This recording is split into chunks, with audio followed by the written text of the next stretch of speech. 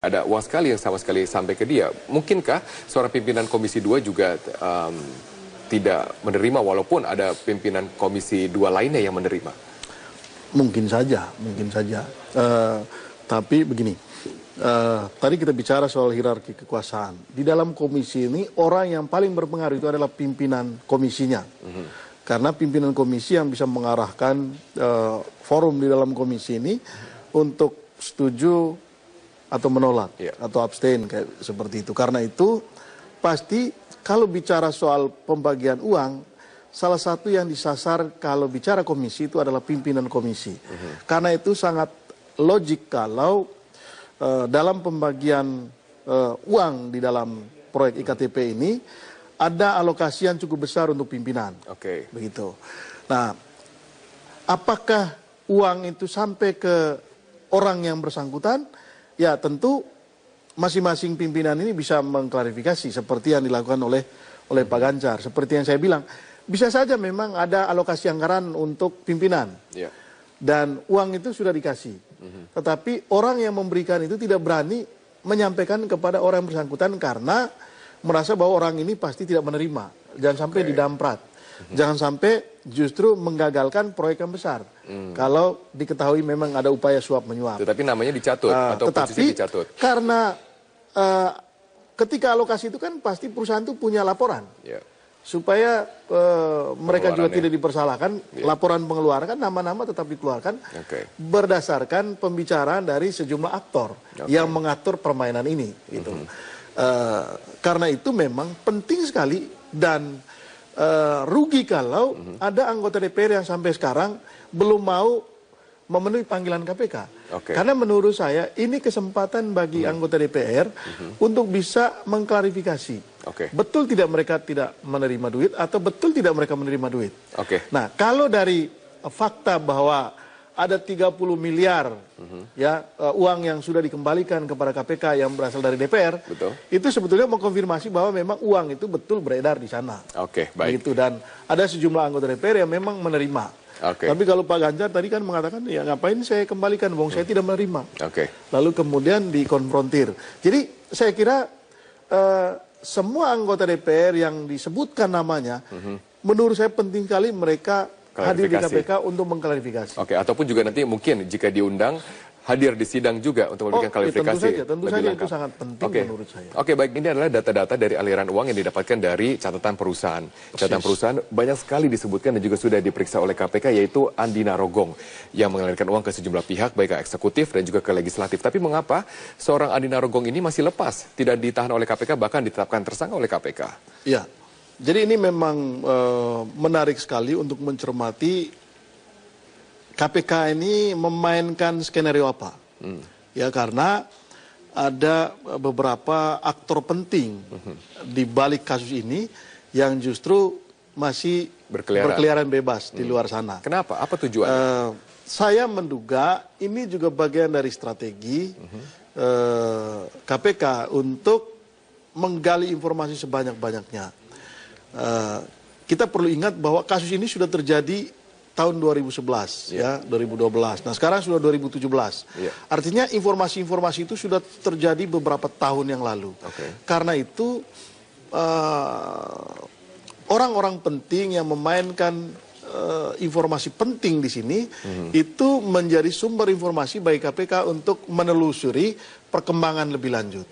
Nah, terkait dengan itu saya kira KPK mengambil peran untuk membiarkan salah satu aktor kunci ini, mungkin mereka bisa melacak kira-kira sinyal apa gitu yang ditunjukkan oleh seorang Andi Narogong ini dalam proses lebih lanjut sampai hari ini.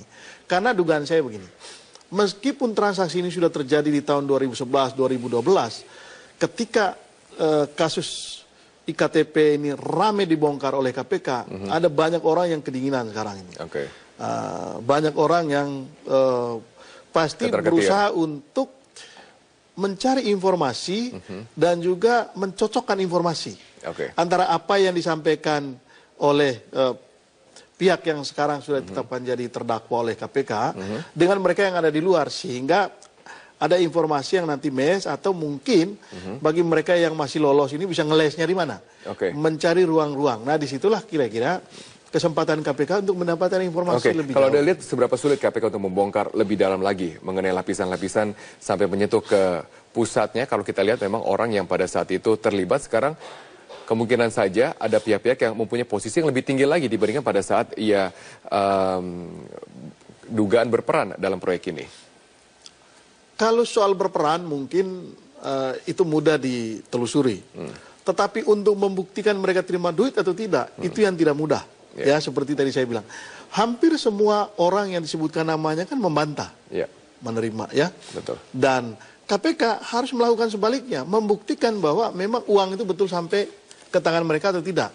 Kecuali memang betul-betul nanti KPK tidak menemukan, ya, 1-2 orang memang tidak menerima. Maka orang-orang ini akan lolos. Bisa juga berkaitan dengan semakin canggih modus atau praktek yang mereka gunakan sehingga ini luput dari radar KPK. Misalnya soal transaksinya mungkin tidak dilakukan di dalam negeri. Kalaupun ada transaksi elektronik mungkin juga bukan di bank di Indonesia atau bahkan pakai nama lain. Begitu. Jadi ini yang menurut saya membuat KPK itu membutuhkan waktu yang lebih lama lagi sambil menelusuri kira-kira di mana uang-uang itu berada sekarang. Selain yang sudah dikembalikan oleh sejumlah anggota DPR kepada KPK. Ya, untuk mereka-mereka itu tentu itu memudahkan KPK dan bagi orang yang sudah mengembalikan tentu itu pintu masuk juga bagi KPK untuk menelusuri teman-teman yang lain yang sampai hari ini belum mengakui. Betul, termasuk juga dari 5 perusahaan anggota konsorsium, anggota proyek IKTP, yang juga sudah mengembalikan uang senilai 220 miliar ke KPK. Jadi KPK sekarang sudah menerima pengembalian uang senilai 250 miliar dari total kerugian yang mereka nilai senilai 2,5 triliun. Nah, kalau kita lihat Bang Sebastian, dimensi politik di kasus ini itu begitu kuat, begitu kental dengan aroma-aroma politis yang mungkin saja memang terjadi saling kunci dalam kasus ini. Kalau Anda lihat selain dari dukungan penegakan hukum di KPK, apalagi yang KPK butuhkan? Apakah juga membutuhkan dari dukungan-dukungan partai politik yang misalnya saja tidak disebutkan dalam dakwaan atau ada hal-hal lain? Kalau kita melihat skop dari kasus ini kan melibatkan elit politik dan juga melibatkan hampir semua partai. Karena itu ini memang menjadi beban politik tersendiri bagi KPK. Pertanyaannya apakah KPK bisa bersandar pada dukungan dari partai politik? Menurut saya itu sulit sekali. Karena mereka bagian yang berada di kelompok pesakitan hari ini. Nah, karena itu yang paling penting digalang oleh KPK sekarang ini adalah dukungan masyarakat. Karena itu siaran langsung terhadap proses peradilan ini menjadi sangat penting bagi KPK. Gitu. Nah, selain itu tentu irama politik ini kan dimainkan oleh partai-partai politik yang ada sekarang ini, sehingga ini juga tidak mudah bagi KPK untuk mengambil proses jalan singkat untuk katakanlah menciduk semua orang yang diduga terlibat kan. Nah, karena itu memang KPK betul-betul berhati-hati di sini dan KPK harus memiliki bukti yang betul-betul kuat yang kemungkinan untuk dibantah itu sulit sekali. Karena dimensi politik ini begitu kuat, seberapa optimis Anda untuk melihat bahwa kasus ini akan tuntas sampai setuntas yang melihat bahwa kita akan menghadapi tahun-tahun politik yang cukup ramai, misalnya pilkada serentak kemudian di tahun 2018, kemudian nanti ada pemilihan presiden sekaligus pemilihan legislatif lagi di tahun 2019. Seberapa optimis Anda untuk melihat KPK bisa menyelesaikan kasus hingga ke akarnya? Satu tentu kita hanya punya harapan bahwa lembaga anti rasuah ini akan terus bekerja secara profesional dan akuntabel secara transparan ya untuk mengungkap ini. Tetapi soal waktu saya tidak yakin ini bisa dituntaskan dalam waktu singkat. Ya, kalau kita bicara soal kalender politik 2019 ini tinggal 2 tahun lagi. Pertanyaannya kemudian apakah tuntas sampai 2019?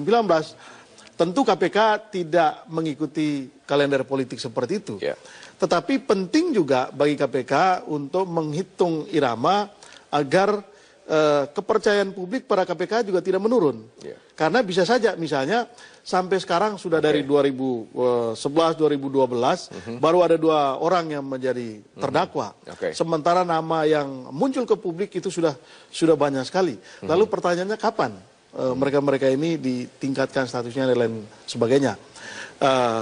Dan KPK saya kira menggunakan asas kehati-hatian untuk membuktikan kepada publik, kepada bangsa ini bahwa konsen mereka untuk memberantas korupsi tetap berjalan, tetapi mereka juga tidak melakukan politisasi. Karena kita semua tahu upaya KPK selama ini kan mendapat hambatan yang luar biasa, terutama dari kalangan politisi. Apalagi kasus ini melibatkan begitu banyak para politisi. Jadi ini memang, tetapi ujian bagi KPK sekarang ini menurut saya adalah bisakah mereka membuktikan kepada publik bahwa mereka tidak tebang pilih. Bisakah mereka berlaku objektif terhadap semua orang, apakah mereka ini punya pengaruh atau tidak. Apakah mereka dari kalangan pengusaha atau dari kalangan politisi. Disitulah tantangan KPK hari ini untuk membuktikan. Baik, Bang Sebastian datang di sana, kami tahu mengenai analisa Anda terhadap kondisi di DPR saat ini. Apakah sudah ada dari ancang-ancang serangan balik terhadap KPK, karena KPK baru saja mengusut dari IKTP masuk ke dalam persidangan, sudah ada lagi suara-suara untuk merevisi dari Undang-Undang KPK. Nah, memang begini, setiap kali ada kasus besar yang diungkap oleh KPK, serangan balik terhadap lembaga itu kuat sekali. Dari DPR? Dari mana saja. Dari mana saja. Kita semua ketahui bagaimana mantan ketua KPK itu akhirnya tumbang kan, Antasari. Lalu kemudian Pak Bambang juga, Abraham Samad juga tumbang. Dan serangan balik seperti ini itu akan selalu dialami oleh lembaga seperti ini. Sekarang ini di DPR itu sudah mulai memberikan warning gitu, warning kepada KPK bahwa ini kita sebentar lagi akan merevisi Undang-Undang KPK. Misalnya pimpinan nggak ada angin, nggak ada hujan, tiba-tiba meminta Badan Keahlian Dewan untuk mensosialisasikan RUU KPK. Padahal RUU KPK ini tidak masuk di dalam prolegnas. Jadi nggak ada angin, nggak ada hujan, tiba-tiba itu sebetulnya ini warning gitu, warning bahwa kami sudah gerah dengan apa yang dilemparkan oleh KPK. Begitu, dan siap-siap saja kalian akan menerima hal seperti ini, kan sudah menjadi makanan biasa bagi KPK dan tidak boleh membuat mereka surut kemudian. Pertanyaannya, seberapa besar serangan balik itu membuat KPK ini lumpuh? Nah itu yang tentu kita berharap hal seperti itu tidak terjadi. Kalau kita lihat kan juga sumber daya KPK saat ini, sumber daya manusia juga terbatas untuk mengusut kasus yang begitu banyak dan juga begitu kompleks. Kalau Anda lihat, seberapa besar dari gangguan-gangguan yang akan sampai kepada KPK untuk kemudian ya tidak sampai tumbang tapi juga menghabiskan energi dibanding mengurus kasus-kasus korupsi besar? Ya, hal yang paling khawatir kan kasus seperti Abraham Samad dan Bambang Wijoyanto kan bisa kembali terulang, yang membuat lembaga itu jadi mandek. Kalau itu yang terjadi, tentu ini akan mempengaruhi kasus besar ini. Bisa jadi akhirnya kemudian tidak sampai ke sejumlah nama besar. Itu yang dikhawatirkan. Atau berhenti justru di 2 nama ini. Begitu. Karena mungkin tidak hanya berhenti di 2 nama ini. Menurut saya ini agak sulit kalau kita lihat dari BAP ini kan terang benderang.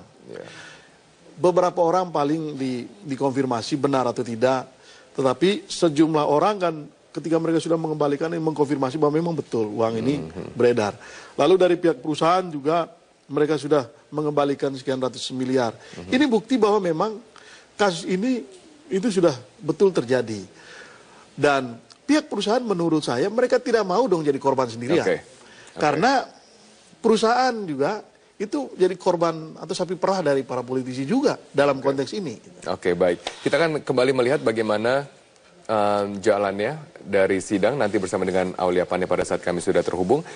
Kalau Anda katakan tadi sapi perah dalam proyek ini, jadi perusahaan juga sebenarnya dirugikan sekali dengan kelakuan-kelakuan mungkin saja pihak perantara yang dalam hal ini banyak disebutkan dari para anggota dewan. Ya, jadi yang jelas perusahaan-perusahaan yang terlibat dalam konsorsium ini kan sudah blacklist hari ini.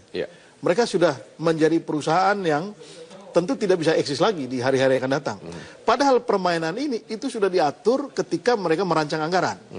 Jadi ketika membahas anggaran ini mereka tahu persis berapa belanja realnya, berapa yang nanti akan dibagi-bagi. Jadi perusahaan-perusahaan ini sebetulnya hanya pinjam tangan saja. Dipinjam tangannya lalu kemudian uang itu akan kembali. Gitu. Nah karena itu menurut saya nggak ada pilihan lain bagi perusahaan-perusahaan ini juga.